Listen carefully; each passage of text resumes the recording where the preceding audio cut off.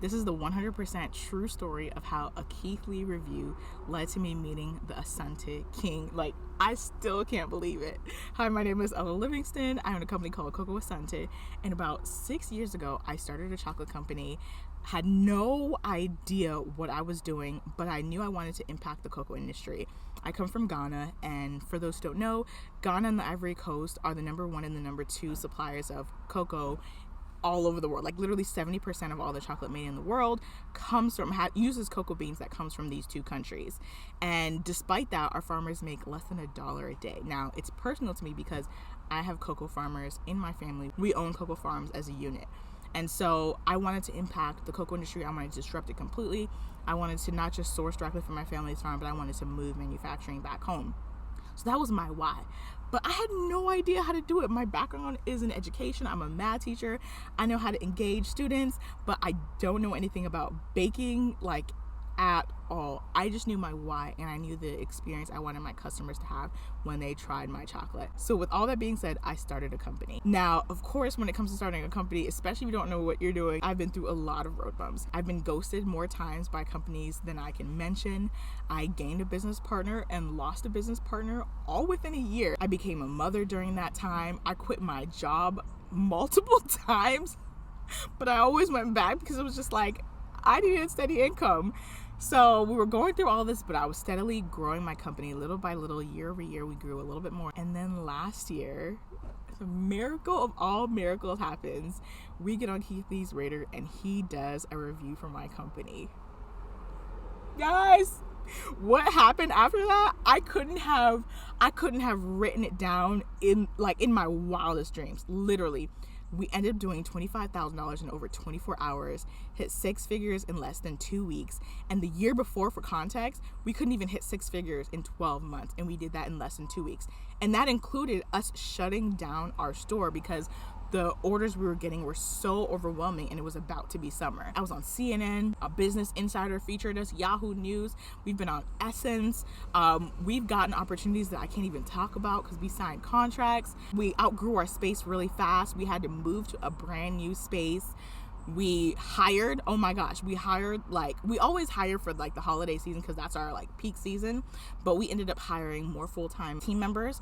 I was able to give them benefits, health insurance, dental, vision, and now life insurance. It was absolutely incredible. And we were growing and I was just like, everything is going to be fine and dandy. Like, we've been waiting for this.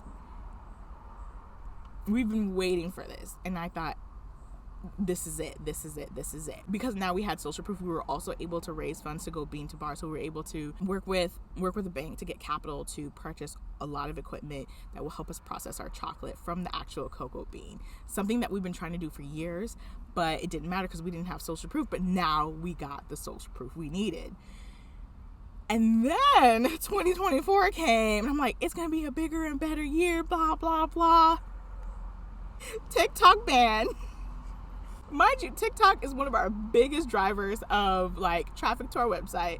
The TikTok ban happened. It was passed all through legislation. A recession happened. I don't care what CNN says. We're in a recession, guys. Okay, people are not spending because people are struggling. And then on top of that, our slow season, which is summer, hit.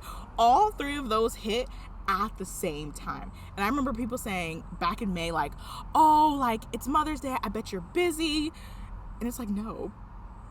We have like 20 orders and I'm supposed to run a business where my overhead is this high and I'm like making this. Like, it was honestly the scariest thing I've been through because like before, if something like that happened, like I had a second job to fall on. I didn't have like employees to be responsible for, but it got real.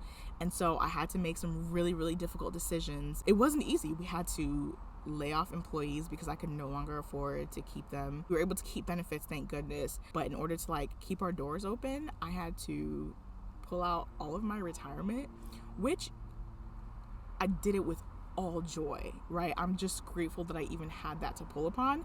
But now there's like no safety net. Like, that's it.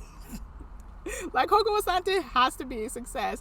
I put it all into the company. And so yeah, I did it with joy. I pulled my retirement, and that's how we kept our doors open this summer. Now it's almost fall, right? It's almost fall. Fall means, you know, shipping opens up. Fall means winter. That's our peak season. Now, before everything went left with the trifecta of all trifectas, I had actually planned a trip to go back home to Ghana because I wanted to work on being able to source directly from my family's farm in Ghana.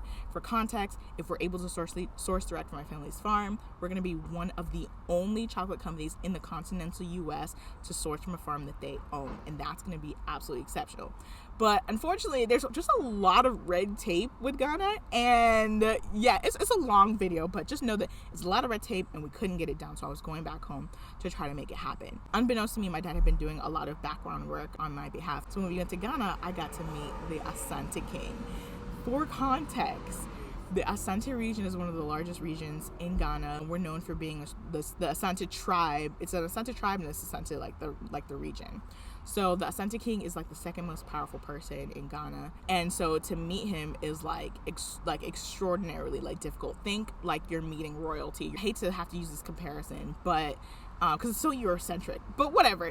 It's like meeting the Queen of England or something like that. We had to go through all this protocol, but they arranged for us to meet him during Akwesi Day, which is the time when all the chiefs come and they present like gifts to the king and like make like certain like requests known to him, or if they need help mediating something, they let him know, or just, you know, just want to say thank you to him, etc. So we went to kind of present the work that I've been doing in the US and to like talk about the work that I wanted to continue back home in Ghana, not just with sourcing direct, but also with bringing manufacturing back home to Ghana, so Ghana can benefit from the manufacturing, the retailing, and the wholesaling of semi-finished product goods and finished product chocolate goods. Because in the chocolate industry, like 6% goes to the farmers, which translates to less than $1 a day, but then the rest of that 94% goes to manufacturers, retailers, etc. And so we want to bring that chunk of money and bring it back to Ghana, right? That's our goal. We let him know what our plans were, and we got the opportunity to go up and present like chocolates, magazines that featured us because of all the press that we had gotten. We had to buy alcohol. We gave cash envelopes. We even bought a ram, and I was like, a ram? Yes, a ram. It had to be like a big, beautiful, special, specific type of ram, not no regular degular ram. Like, it was like white as snow. It sounds crazy to say, but we took that ram and we presented it all to the king. And I literally remember I was able to go up there and make a speech, and I did it in like both English and Tree. And I remember, like, you can't talk to the king, you have to like talk to the linguist, and the linguist tells the king.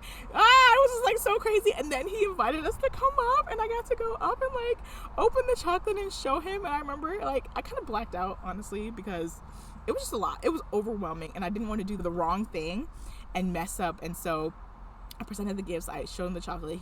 I remember him saying, wow, and that's all I remember. Like, I literally don't remember the rest of the interaction, but it was just absolutely incredible. And we received his blessing, which opened up and has opened up already so many doors in Ghana. And in addition to that, my uncle, who's the chief of Abra, think of chief like the mayor of a city or whatever, but they have control over land. So my uncle gifted us 3 acres of land, and that land is valued at $120,000. And he gifted us this land for us to come back home and build a processing plant and manufacture chocolate back home.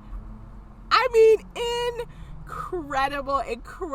The start of the summer, which was like super scary, ended in us receiving blessings and confirmation that we are on the right track. So even though it's hard, I continue to keep my why before me.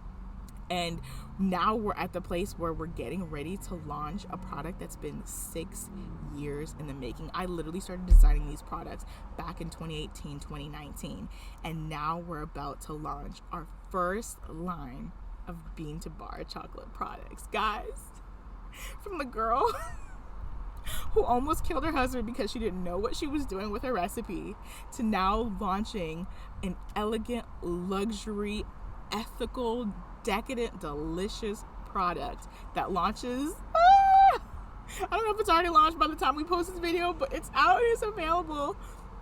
It's absolutely incredible, and it brings me to tears because miracle of all miracles, what it took to get to this place. Like, there's a lot that I'm skipping over, including postpartum depression and all of that, but the fact that I made it through to this stage incredibly grateful, and I'm so excited for you guys to see 6 years, the culmination of hard work, dedication, and just the desire to do good in the world come forth in these 2 products. So I'm excited. We always say ethical chocolate tastes better, and now you guys have the chance to see for yourselves. Thank you.